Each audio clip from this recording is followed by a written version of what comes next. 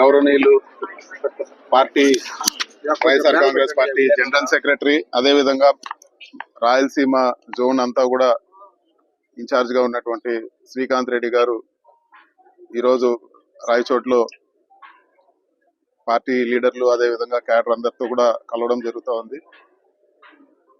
శ్రీకాంత్ రెడ్డి గారి ఆదేశాల మేరకు ఇది వరకు రాయచోటి పట్టణానికి నేషనల్ హైవే అదే విధంగా బైపాస్ అభివృద్ధి పనులు కానీ, అదే విధంగా మదనపల్లి కనెక్టివిటీ కానీ, అదే విధంగా పీలేరు కనెక్టివిటీ కానీ, ఈ రోజు అభివృద్ధి కార్యక్రమాలు, అదే విధంగా మరీ ముఖ్యంగా ఈ పార్లమెంటు సెషన్లు ఇప్పుడు ఏదైతే జరిగిన పార్లమెంట్ సెషన్ లో శ్రీకాంత్ రెడ్డి గారు లెటరు అదే విధంగా ఆయన సూచనల మేరకు మంత్రిని కలవడం జరిగింది. రైల్వే మినిస్టర్ ఒకటే చెప్తా ఉన్నారు, కడప బెంగళూరు లైన్ మేము చేసేదానికి సిద్ధంగా ఉన్నాము, కానీ ఇక్కడ ఉండే రాష్ట్ర ప్రభుత్వము, ఇప్పుడు ఉండే చంద్రబాబు నాయుడు గారి ప్రభుత్వము మ్యాచింగ్ గ్రాంట్ ఇవ్వాలి, వాళ్ళు మ్యాచింగ్ గ్రాంట్ ఏమాత్రం మేము సహకరించడం లేదు, ఈ రోజు చేయడానికి కష్టంగా ఉంది అని చెప్పి ఆయన మాట్లాడడం జరిగింది.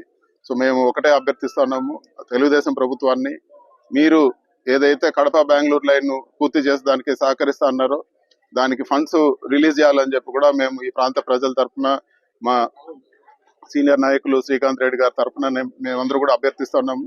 ఖచ్చితంగా మీరు చెప్పిన మాట నిలబెట్టుకోవాలని చెప్పి కూడా మేము కోరుతున్నాం. ఎందుకంటే ఇప్పుడు పెండింగ్ పడిపోతే రాబో రోజుల్లో ఇంకా కూడా వ్యయం పెరిగిపోయి ఇంకా కూడా చేయడానికి కష్టతరం అవుతుందని చెప్పి కూడా మేము తెలియజేస్తాం. Thank you.